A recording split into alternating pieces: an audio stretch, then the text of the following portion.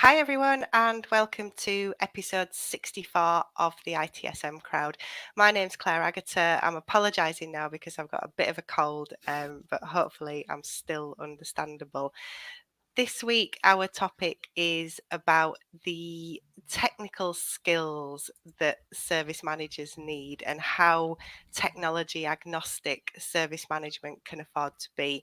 And this topic idea came from a Twitter conversation that our guests Charlie and Jon were having quite a while back, and it kind of inspired me to think about how things have changed. So first thing I'm going to do is ask Charlie and Jon to introduce themselves. So Charlie, if you wouldn't mind going first and just telling us a little bit about your background.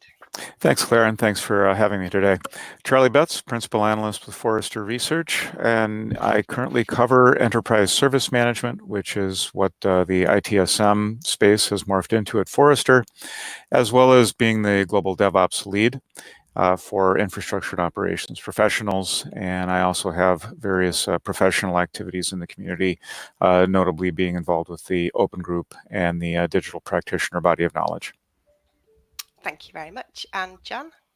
Yeah, I'm Jon Hall. I'm a senior product manager at BMC, focused on ITSM tooling and especially the way they're moving forward. And also been involved recently a lot with the ITIL 4 rewrite and do some blogging work for Gene Kim's IT Revolution. So been doing a lot of work around that DevOps ITSM intersection in the last few years. Fantastic. Thank you both. So if you're watching this live, we do have the capability to take questions. You've got options for that. You can either pop them onto Twitter, and if you put the hashtag ITSM Crowd, we can pick it up from there, or you can use the YouTube comments and they'll come directly to us. So if you have got any questions that you want to ask Jon or Charlie, by all means, please do put them onto Twitter or into the YouTube comments.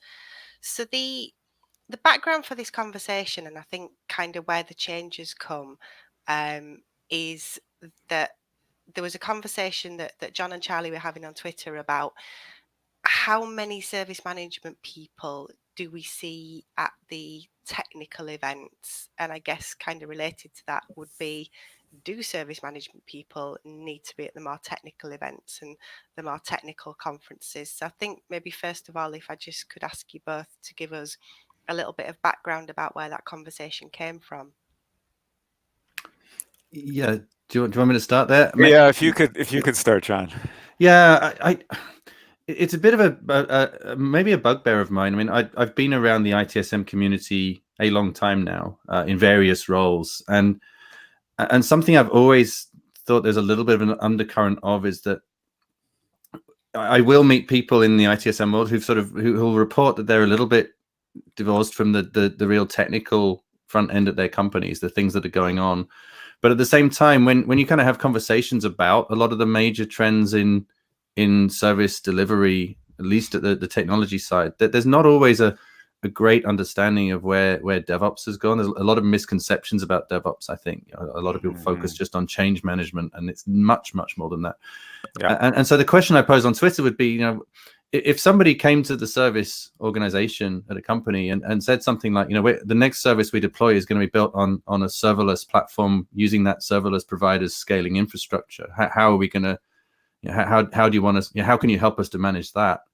I kind of wonder, maybe I'm being a little bit of a troublemaker, but how many service orgs would actually really know how to answer that question?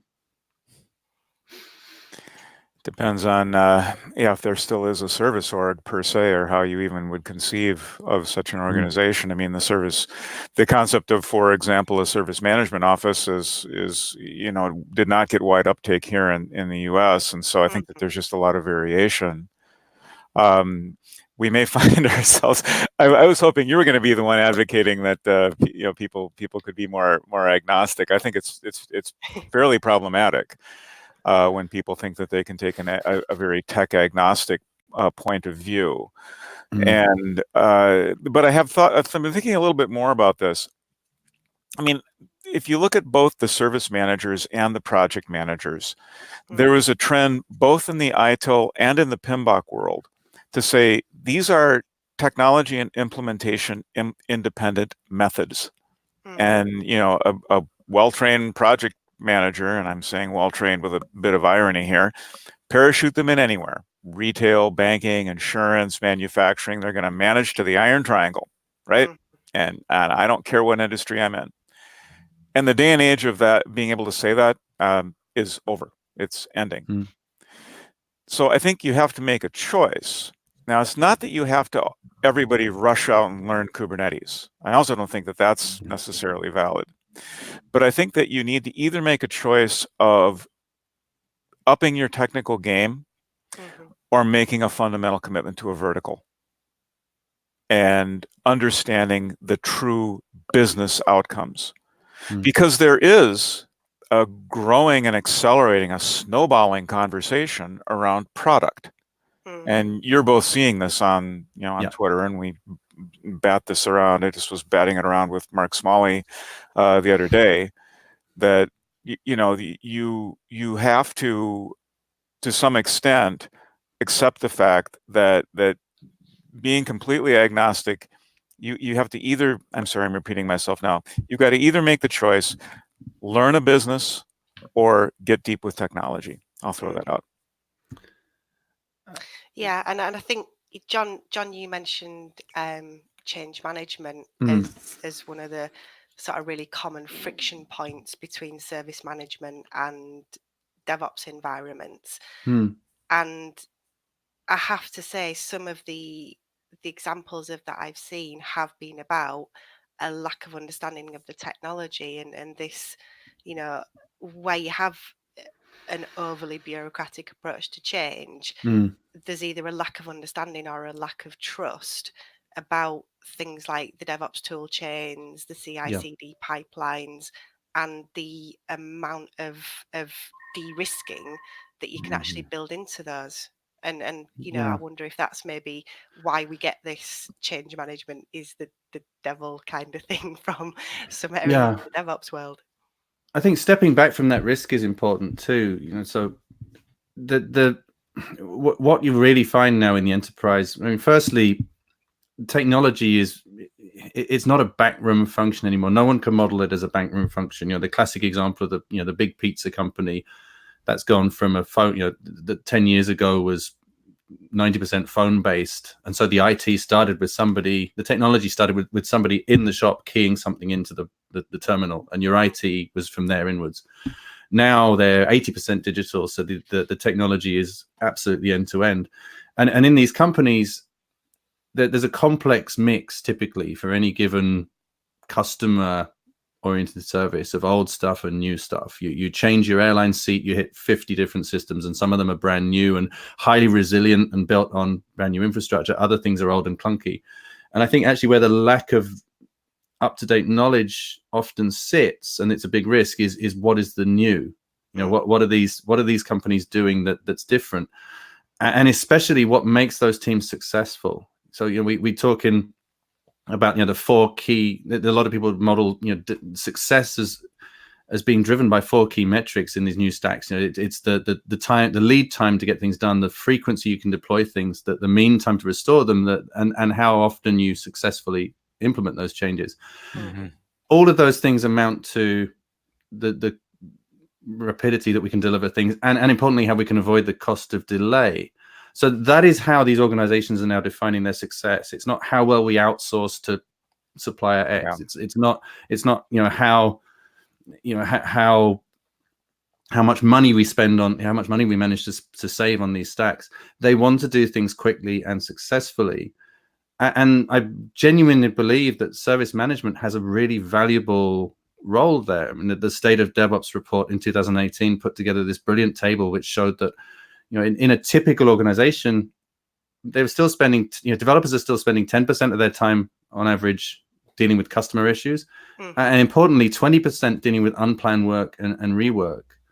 And so I think that there's a lot of stuff there that can be addressed by service management. We can, people with a service management background can come and say, look, we know how to do scaled support. We know how to bring things together. But without the understanding of how the technology is being used, I don't think you need to know everything about it all. You need to be a very informed generalist to really go in and say, maybe we can we can see that there's a lot of de-risking already going on, so we can loosen up the change processes. We can see that you're dealing with a lot of toil through the support channel. Maybe we can take some of that off your hands. My feeling, though, is without at least a good conceptual and broad knowledge, without a bit of reading and a bit of learning, it's very hard for the service team, service professionals to be able to position that value, and so they risk being sidelined. Yeah, I think that's very well stated. I went through this myself 10 years ago. I was a former enterprise architect with a large US bank, and I had gotten pretty ivory tower, and I was called on to teach a class. And I realized that although I was a huge fan of DevOps in theory, I didn't know the first thing about Git. And so I think that there is a baseline of these technologies, and I sat and I fortunately had a little bit of leeway, as I did some solo consulting, and I had some spare time. And so I learned Git, and I learned infrastructure as code, and I learned lightweight virtualization. Docker hadn't even gotten there yet, so I was using Vagrant and VirtualBox. But I stood up Jenkins in a simulated pipeline on a MacBook Air, and I was delighted to find that I could stand all this stuff up on a MacBook Air, where previously you had to get major amounts of capacity to do meaningful production computing back in the day, which is one of the reasons architects were ivory tower, is because you couldn't play with these systems. Well, now you can play with the stuff. And so I think that there is a set of basic things that would, service managers would be well advised to, can you stand up an EC2 instance on Amazon using Terraform or CloudFormation? Do you understand the basics of a Git pull and the collaborative nature of a pull request? I think there's just some fundamental foundation that you have to go through to understand not the technology for the technology's sake, but to understand the emergent culture and practices and attitudes of the people working with the tech, and also to have some at least basic credibility. Yes. If there's an incident and the incidents are all revolving around a pull request, you have no idea what a pull request is. You are not in a position to help improve that process or that work. And then that lack of knowledge translates both to lack of credibility, but it also tends to mean that when support issues come in, people don't know any better than just to throw them into that development team. They're acting as a level 3 team in that regard, but then we're filling up their queue, and DevOps people hate a queue. They're there to, but that's what I've been encountering when I've been going to sort of DevOps conferences is DevOps has been an amazing transformational thing. It's really brought a lot of people along with it. But when you get to them and you find out that you sit with a developer and you find out that half of their time is now spent dealing with support tickets, we risk actually service management being the thing that derails DevOps, and that's not going to make us popular. Very well. I was at one of the I go to a lot of the same conferences, so I was at one of the. I won't mention the vendor, but it was a Cool Kids conference out on the West Coast, and I was talking to a support manager who related a very interesting learning progression where originally the DevOps teams had said, we don't need a NOC or a help desk anymore. We don't need these services. You build it, you run it. Yeah, we're good. We got this. And then the support issues started to pile up, and everybody was watching their own local dashboard, which were all showing green, of course. Right. And then calls start coming into the enterprise switchboard, and people are saying it's not green. And so that was the realization that they still needed a localization and a routing and somebody who is keeping the overall integrity of the system in mind, and somebody who's focused on that outside-in experience. And to me, that's service management at its best, and you cannot do away with that.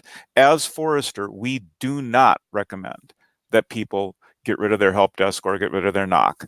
They need to very carefully look at how the work is swirling around, or I don't know the best term, but how these are acting as part of the operating model, to be more precise. They need to look very carefully at queuing and blocked work in progress, all that stuff. Totally agree. But you can't get rid of these things. You can't. And I think we've got the opportunity to sort of show as well as a service management industry that the tooling is better than most people in the DevOps world would imagine now. There's a lot of opportunity to automate. There's a lot of opportunity to bring knowledge to the front line from and practices like KCS are emerging that that intended to bubble up these knowledge from the technical team, so they fix something once. If it can then be replicated multiple times in the service function, and then that takes a huge amount of work and repetitive work off the dev team. So a lot of these practices are there to be sold to the DevOps world as of genuine benefit. Vendors like us are focused a lot on automation and virtualization and artificial intelligence in the service layer.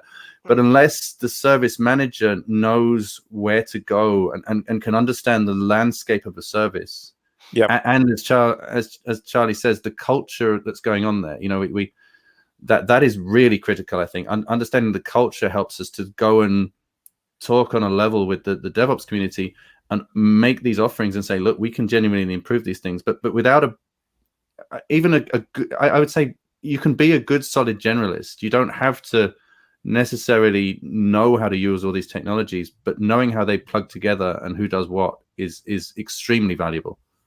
Yes. And what about the kind of the rise of SRE, the site reliability engineering? Do you think that has a role in this conversation? Mm-hmm. Absolutely, and we've covered SRE. We work with Google on providing a Forrester to spin on SRE, and one of our better received reports. SRE plays a couple different ways. It's not a prescriptive organizational model. I mean, people will say we're doing SRE and proceed to describe very different organizational approaches, starting with, are you still turning stuff over to a dedicated support team or not? You want to start a religious war on Twitter, just start poking on that. Damon Edwards, he summed it up. He said there's the Google model where you have some centralized support, not everything. Some things are build run, but you do have a centralized team that will take on call, versus the true you build it, you run it, and the SRE team is more consultative. But there's a lot of variation in what we're hearing reported. But absolutely, the idea that you automate, you eliminate toil, these are all good things. I'm a little bit concerned, Claire, about the purple squirrel factor, though. SRE emerged from companies like Google that can afford to hire computer science graduates for operations. Great idea in theory. The workforce production is not set up that way, at least in the States, speaking as faculty in a computing program. But then that's touched on something which I'm actually kind of trying to shape right now into a blog, which is, the practices encapsulated in SRE are highly transferable, I think, to service management. Yes. The method of delivery at the keyboard is probably different. An SRE at Google is essentially a developer.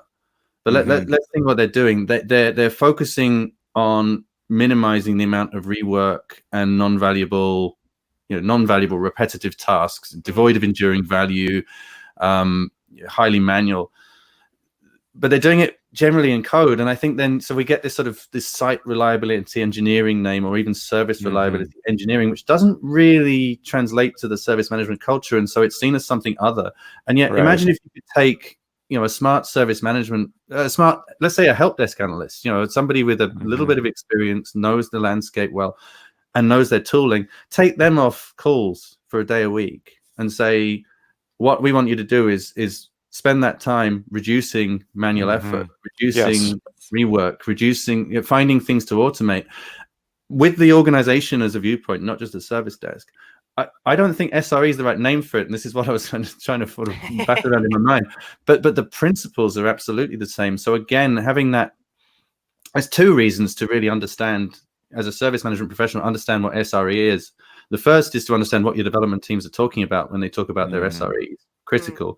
But I think the second is actually, this is one of the keys to providing a more mature, advanced service management profession that is going to be seen as, again, this big enabler for those key success outcomes that DevOps is proving. Yeah, because I think, I've been fascinated by DevOps since it emerged, and I've been kind of going to DevOps conferences and trying to learn more. But one of the things that I saw, and this is going back to kind of DevOps Enterprise Summit in 2016, is it was still very dev heavy. So if you kind of took the agenda from a typical DevOps conference, it'd be maybe 80% of the presentations would be quite dev focused, and then some of it would be about that run piece. And Right. SRE is kind of it feels like the conversation is evolving, and this is where maybe service management can start to have this conversation. What does operations look like now? Yeah.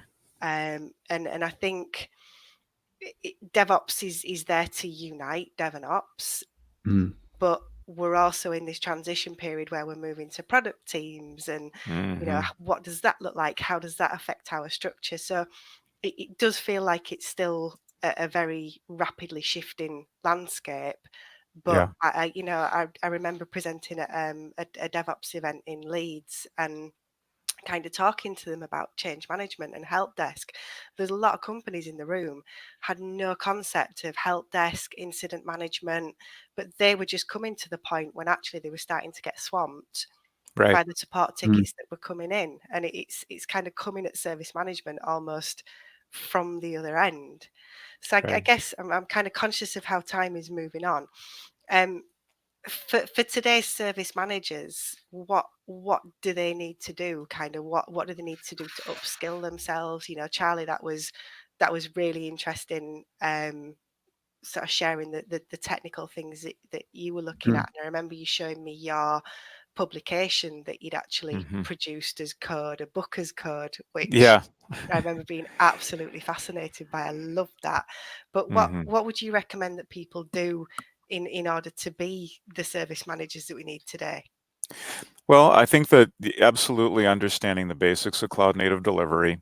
You don't need to go miles in, but there are some basic fundamentals that are expected. I think that understanding that work in general is becoming more about collaboration and less about formalized process. So the process-centric service management role is over, I think. The idea that, we're going to improve, spend a lot of time using BPM analysis to wring efficiency out by doing better processes, that's a mindset that needs to be left behind. And I think that you need to move into the service manager is well advised to move into more collaborative and modes of work that understand that we're dealing with complex systems. And so one of the things I wanted to add with regards to site reliability engineering, I think if you're a service manager very interested in the operational side of things, start researching resiliency engineering. And this is neither chaos engineering nor site reliability engineering. Resilience engineering, I became aware of it through a couple of usual suspects on Twitter, John Allspaw and J. Paul Reed, Lauren Hochstein, also from Netflix. And there's a whole group of people who are getting master's degrees at places like Lund University and Ohio State. And it's this convergence of human factors in cognitive psychology, engineering psychology. It's all the softer stuff that swirls around operating complex systems, but there's real science there. And I think that that's a really great avenue. And I think another avenue that the service managers can take is to really start getting into the user experience and customer journey angles of product management, because that is about the ultimate outcome, the end state, the moment of truth. We've always been about that in service management. And product management is not technical. That's a mistake of interpretation. Product management has so much of service management's DNA in it. It's just got a somewhat different language. Yeah. Speaking as a product manager, actually, the learning to focus on the actual problem you're solving for the customer is such a great grounding for thinking this way.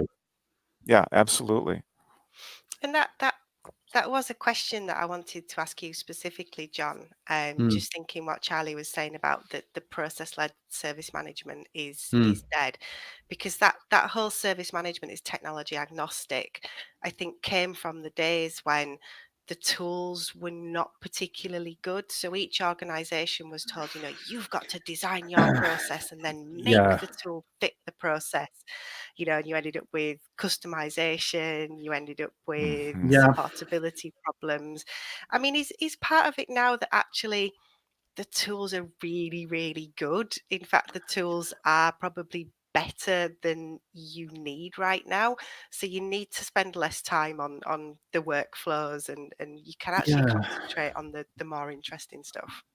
In some ways, the tools historically have always been good in regard of being able to adapt to complex processes. I mean, the enterprise service management tools, like the one I work on, are very, very adaptable. But actually, where tools have shifted in a big way, the best tools in the last few years, is to focus on user experience, and that kind of, what are we able to bring to the people doing the job, and if you look at where the work we've been doing, we've been focused as much on transforming ways of working outside the process. So things like swarming, there's a lot of demand for chat ops, there's a lot of demand for agent to agent and agent to agent chat, and augmenting that with intelligent deployment of knowledge, for example, so that we kind of join that path.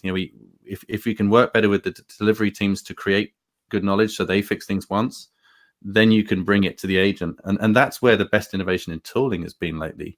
A complex process was never a problem for a Remedy or a ServiceNow, but delivering, adapting to the new ways of working has been the big focus, certainly for us at BMC. And that on top of that, I think I wouldn't really ever make this about the tools too much. Listening to what Charlie talks about, where to go and find this new information, things that we've discussed, for example, like Google SRE. You can go and read the Google SRE handbook online for free, and it's only a couple of hundred pages, and it's a little bit different people within Google telling their story. We mentioned DevOps Enterprise Summit. That's an expensive ticket as conferences. It's in that upper tier of conference pricing, but they put everything on YouTube.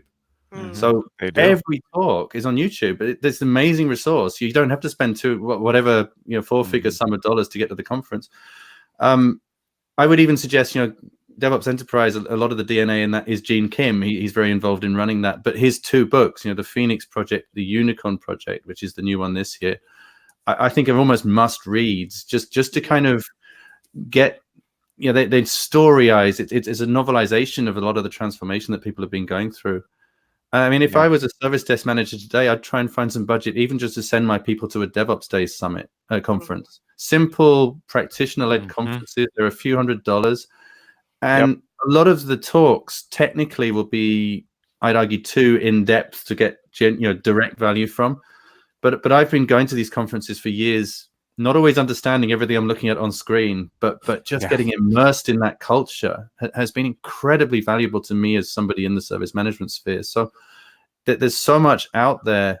We'll keep working on the tooling. We'll keep working with customers to figure out how we need to adapt the tooling. But for customers, I'd say, for our customers, which is the people, across the ITSM landscape, I hope, but more broadly than just my customers, I try and be out there in the community as a whole, encouraging people from ITSM to do more to get immersed. For years, it felt like there were just a handful of us turning up at these conferences.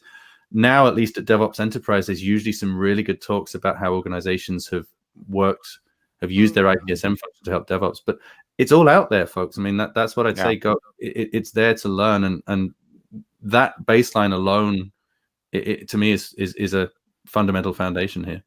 I would second that, actually. Absolutely. There's so many DevOps community events, meetups, knowledge sharing, even social media. You can quite happily go down a rabbit hole and spend an afternoon learning on Twitter and sparking these conversations. So I think that there are the big conferences, there are the big ticket ones to go to, but there's an awful lot of knowledge out there for free. So we're coming to the end of our time, but I just want to prove a concept. YouTube comments, they work. There you go. Mark Smalley says And he's Mr. dipping in Mark and out of Smalley. this, but it sounds good. So hi, Mark. So Mark, and I think John as well, you've been part of the High Velocity IT book as part of ITIL 4, which again is another way of trying to kind of think about how service management is evolving, and thinking about how we blend elements of service management with agile and lean practices. So just a trailer there for our next ITSM Crowd, which is on the 4th of March at 9 a.m. GMT. So we've got Australian guests joining us for that one, so it's an early one. We are going to be talking about SIAM in 2020. So a bit of news, a bit of conference update there. And we're joined by Michelle Major-Goldsmith and Simon Dorst, who are the lead architects for the SIAM professional body of knowledge. I would like to say huge thanks to Charlie and Jon. That has been such a good 30-minute discussion, and I am really appreciative of you giving up your time for us and kind of sharing your experience and your knowledge. So thank you both very much for that. Yep, and pleasure. I will see you on the next episode of the ITSM Crowd. So thank you very much, everybody. Okay. Bye all.